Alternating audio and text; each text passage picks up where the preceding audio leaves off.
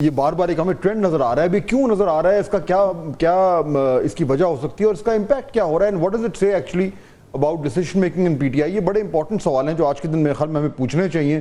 Maria, how damaging is this for P T I? یہ جو آج ہوا ہے، اور یہ جو ابھی بطول بھی بتا رہی تھی کہ چوتھی پانچویں بار یہ ہو رہا ہے، کتنا ڈیمیج ہوگا پی ٹی آئی کو؟ دیکھیں، وہ کرائی وولف سچویشن ہے. آپ کہتے ہیں کہ ہم آئیں گے اسلام آباد اور اس وقت ہم سب تمام بندشیں توڑ کے پہنچ جائیں گے، تو اور پھر آپ نہیں آتے، آخری منٹ تک اپنے ووٹر کو چارج کرتے ہیں، وہ نہیں آتا. اور آج ہم دیکھ رہے ہیں کہ کتنا ڈسگرنٹلڈ ان کے اپنے رینکس کے اندر سے آواز اٹھ رہی ہے کہ بھائی صبح 7:30 بجے کیسے سواتی صاحب جا کر اس پورے معاملے کو ڈسکس کریں.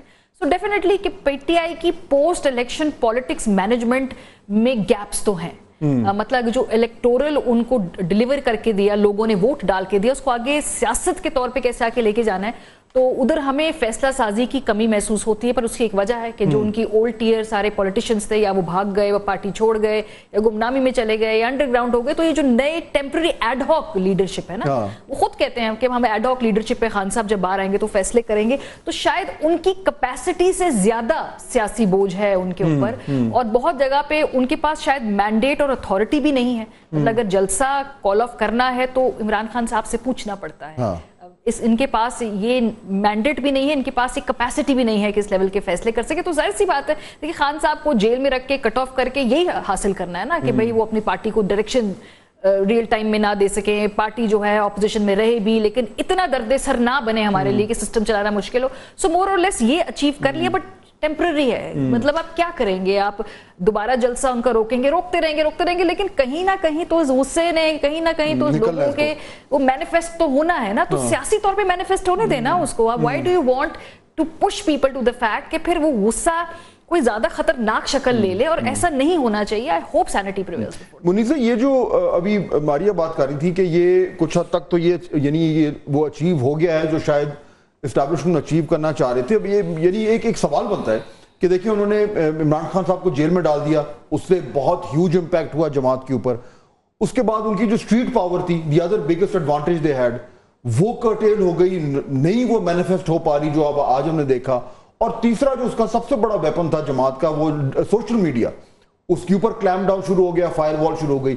تو کیا یہ کہنا درست ہوگا منیزہ کہ اسٹیبلشمنٹ کی جو بھی اسٹریٹجی تھی وہ اب مؤثر نظر آ رہی ہے، افیکٹو نظر آ رہی ہے، اینڈ پی ٹی آئی جو ہے it doesn't have the upper hand anymore?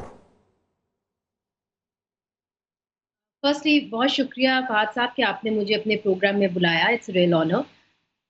جو آپ نے مجھے سوال کیا ہے اس کے اندر صرف میں یہ کہوں گی کہ دیکھیے پی ٹی آئی کی جو اسٹریٹجی ہے وہ تو جس طرح ماریا نے کہا it is very faulty, simply because ان کی جو لیڈرشپ ہے وہ اس وقت جیل میں ہے، یا بتر ہے، یا انڈر گراؤنڈ ہے، یا ڈر گئی ہے، یا بھاگ گئی ہے. مگر جو اسٹیبلشمنٹ کی اسٹریٹجی ہے وہ کہ پی ٹی آئی کو بالکل ختم کر دینا، انفارچونیٹلی جتنا ان کو زیادہ دبایا جاتا ہے، باہر جاتے ہیں، میں اور آپ سے بات کرتے ہیں، اتنا ہی ان کی سمپتھی جو ہے لوگوں کے اندر آتی ہے. اتنا لوگ کہتے ہیں کہ جی یہ وکٹم ہے، اتنا لوگ کہتے ہیں خان کو دیکھو کھڑا ہو گیا. پنجابی بھی اس چیز کو پسند کرتے ہیں، پورا بھی اس چیز کو پسند کرتا ہے کہ جی ڈاٹا ہے، کھڑا ہو گیا. میرا یہ خیال ہے کہ یس، ان کی جو اسٹریٹجی ہے کہ پارٹی کو کیسے توڑنا ہے وہ تو ٹھیک ہے، مگر کیا ان کی مقبولیت ہو گئی ہے عوام کے اندر؟ That is another question. اچھا، یہ جو مقبولیت ہے، اب ماریا مقبولیت کیش ہوتی ہے الیکشنز پہ.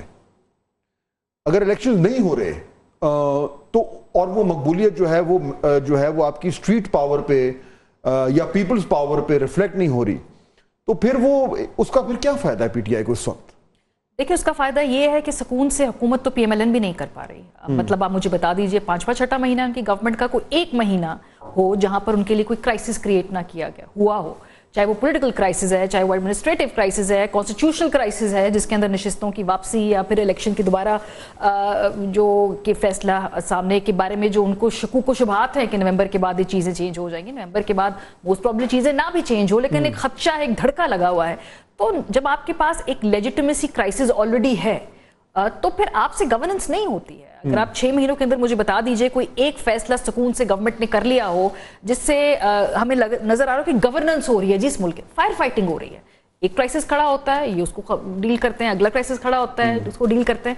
اب دیکھنا یہ ہے کہ کیا عمران خان صاحب کو جیل میں رکھنے کے ओके, क्या ये गवर्नेंस बेहतर कर लेंगे?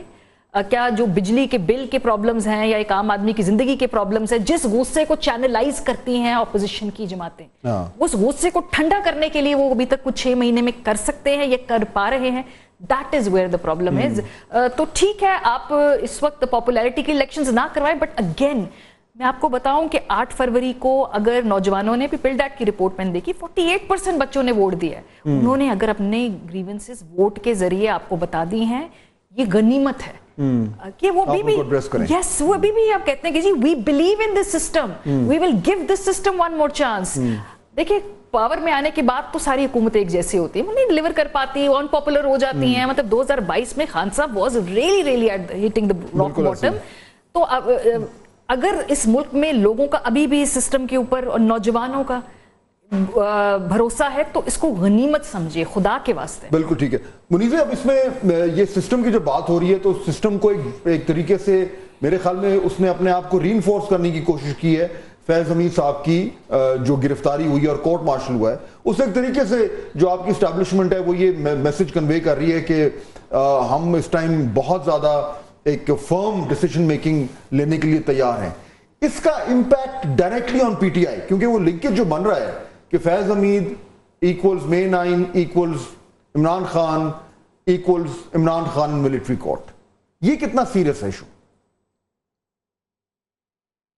फहद साहब, बात यह है कि जो गठजोड़ बन रहा है जनरल फैज का और इमरान खान का, वो तो सबके सामने है। जब इमरान खान साहब वज़ीर आज़म थे तो वो चाहते थे कि जनरल फैज ISI का चीफ बनाया जाए, मगर वो नहीं बन सके। वो प्रमोट करना चाहते थे, वो नहीं कर सके। ये तो सबके सामने है। मगर अब सवाल ये उठाया जा रहा है, did the buck just stop at general Faiz?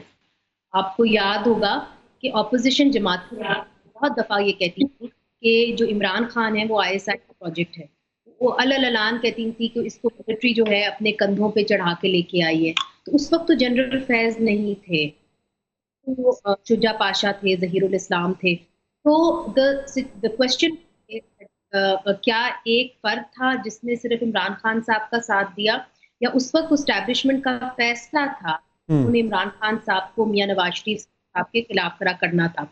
और अगर आप देख लें धरने उस वक्त जो हुए, फिर जो ऑडियो लीक्स हुई, आपको याद हो कि साबिक सदर डॉक्टर आरिफ अलवी की एक ऑडियो लीक हुई थी, उसे वाज़ेह हो गया था कि जी गठजोड़ जो है उस वक्त की इस्टेब्लिशमेंट और इमरान खान साहब के दरमियान क्या था। उस वक्त तो जनरल फैज इतनी हाई पोजीशन पे नहीं थे, उस वक्त और जनरल थे। So the question is that was he a project of the establishment of the institution, or was he the project of General Faiz? ठीक, आई थिंक ये इंपॉर्टेंट क्वेश्चन है।